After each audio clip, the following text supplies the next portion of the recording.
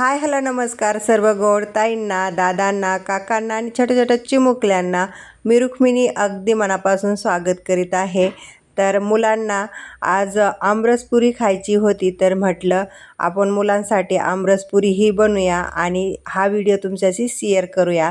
तर येथे पहा, बँगलोरमध्ये खूप महाग आहेत आंबे, परंतु आपण इथे 2 किलो आंबे आणलेले आहेत। तर पाहूया आपण आता याचा रस कसा होतोय काय। तर पाण्यामध्ये मी 1 घंट्यासाठी ठेवलेले आहेत।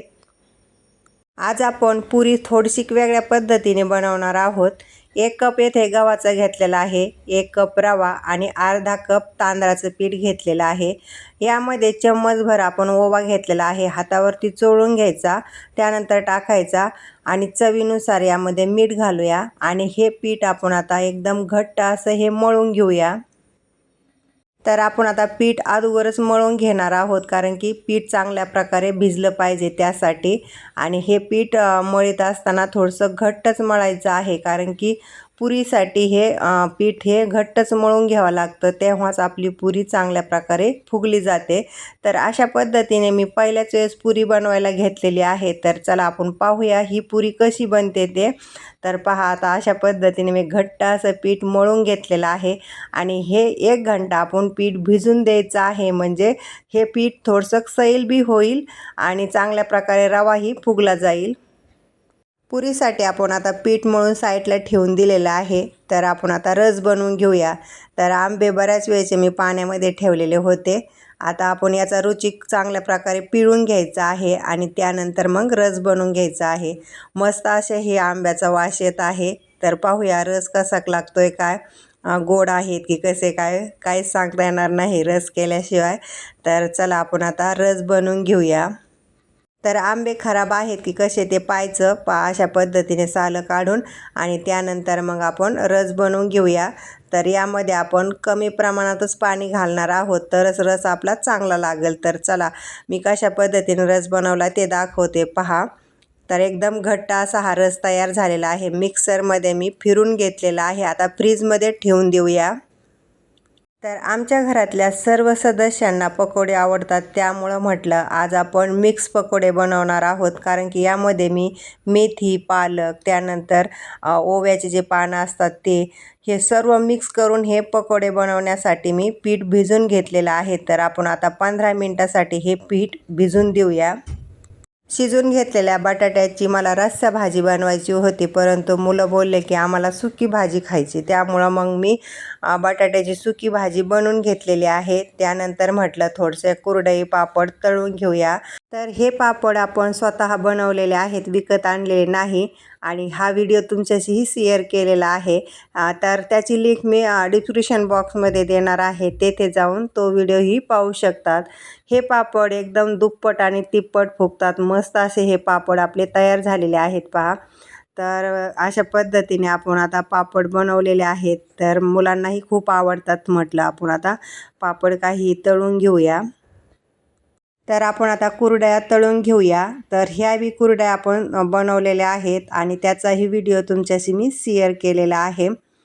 तर कुरडया एकदम पांढऱ्या शुभ्र अशा तयार झालेल्या आहेत। जेव्हा मी लहान होते त्यावेळेस आईला बोलायचे, कुरडई पापड हे आपण आता दुकानामधून विकत आणूया, कशाला बनवतेस तू।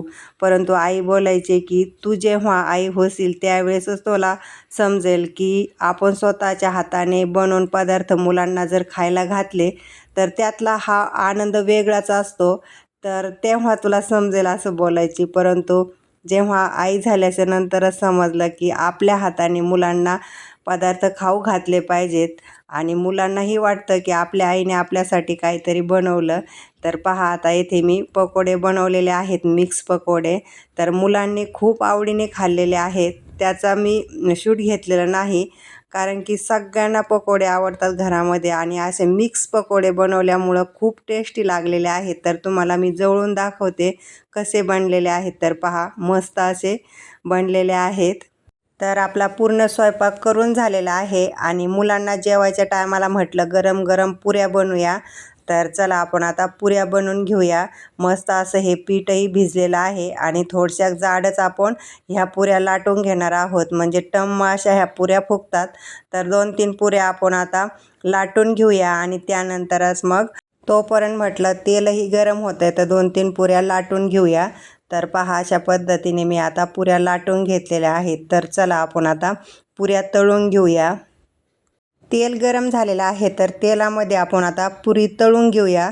तर सर्वात आधी मी पकोडे तळून घेतलेले होते त्यामुळं तेल पिवळं दिसत आहे आणि त्यानंतरच मग पुऱ्या तळायला घेतलेल्या आहेत. तर पहा मस्त अशी टम्म अशी आपली ही पुरी फुगलेली आहे. तर आपण ताटामध्ये काढून घेतलेले आहेत. तर अशाच पद्धतीने आपण आता सर्व पुऱ्याही तळून घेऊया. तर पहा सर्व पुऱ्या आपल्या आता टम्म फुगलेल्या आहेत. तर अशाच पद्धतीने आपण आता सर्व पुऱ्या बनवून घेऊया. तर सर्व स्वयंपाक झाला आणि सर्वजण जेवले. त्यानंतर मुलांना सुट्ट्या लागलेल्या आहेत त्यामुळं दुपारी इथे आंघोळ चाललेली आहे. पहा शावर लावून बोलत होता खूप ऊन पडले त्यामुळं आता माझी बॉडी पूर्णपणे थंड करायची शावर लावले आणि थंड पाण्याने इथे आता आंघोळ चाललेली आहे. तर खेळही मध्येच चालू आहे. तर आंघोळ करत असताना पहा इतका खेळ चलतो ना खूपच. आणि तो बोलत होता आई तू इकडं पहा. तर पहा आता ओम खिशात पाणी भरतोय आणि खिसा फुल भरेल का नाही छेद आहे. अरे अरे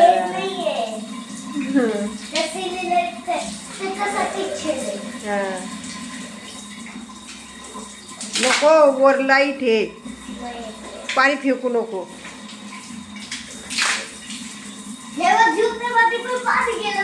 माझ्या जुत्यामध्ये पाणी नको ना लावू तू. झाली तुझी आंघोळ झाली का? हा नको फेकू नको इकडं. काय करतो ओम माझ्या बुटात पाणी भरतोय. आता होली संपली मला माहिती आहे तरी पण खेळतो. बघू तुझ्या पाठीव कसं अडकिले तू. घरात नको हे करू ओलं करू बाहेर गॅलरीतच खेळ. नको नको नको बाहेर खेळ ना तू. खाली माणसं आहेत ओम तू झाडाला सय कर ना पाणी दे ना त्याच्यापेक्षा. माझ्या जुत्यात भरिले वय पाणी लय हुशार. काय केलं प्रँक बनितो होय. मग आईने पायात घातलं का मग पाणी सगळे होय ना. झाडाला पाणी देतं ना दे. नको आहे बाबा. काय आणलंय रे कोणासाठी? ओम काय अरे कॅरम कोण कोण खेळणार आहे? मी आणि बाबा अजून तू आणि ताई सगळेच. हा आणि मग कधी खेळायचा? आता खेळायचं येतंय का काढता आता? तर ओमसाठी आता कॅरम आणलेला आहे दुकानातून आणलंय का रे? नाही फ्लिपकार्टवरून आणलं होय. आणि खूप मोठं आहे सगळ्यांना खेळण्यासाठी. आता सुट्ट्या लागणार आहेत मुलांना त्यामुळं मग आजच लागलेत काय ओमला? परत अजून 1 महिना स्कूल आहे ना एप्रिलचं. तर मुलांसाठी आता खेळायला कॅरम आणलेलं आहे. कॅरम बोर्ड बोलते कॅरम काय बोलता? नुसतं कॅरम बोर्ड बोलते कॅरम.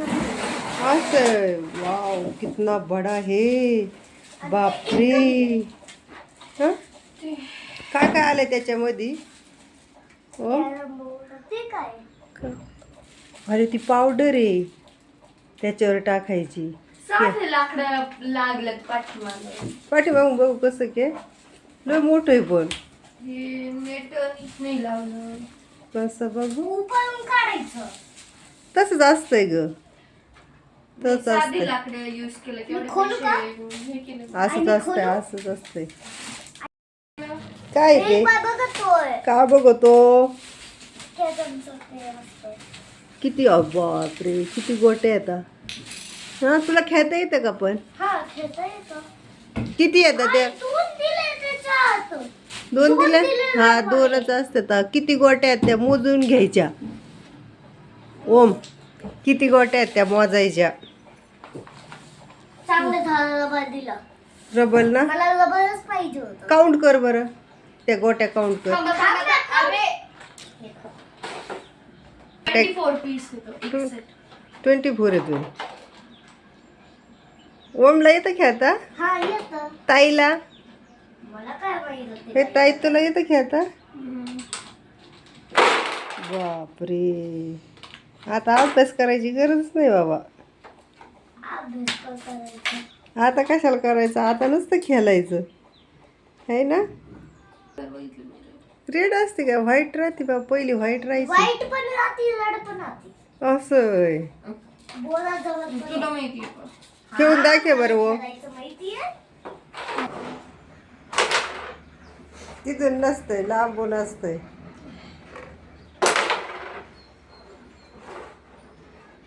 लय मोठं कॅरम आहे पण होय, साईज लय मोठी आहे.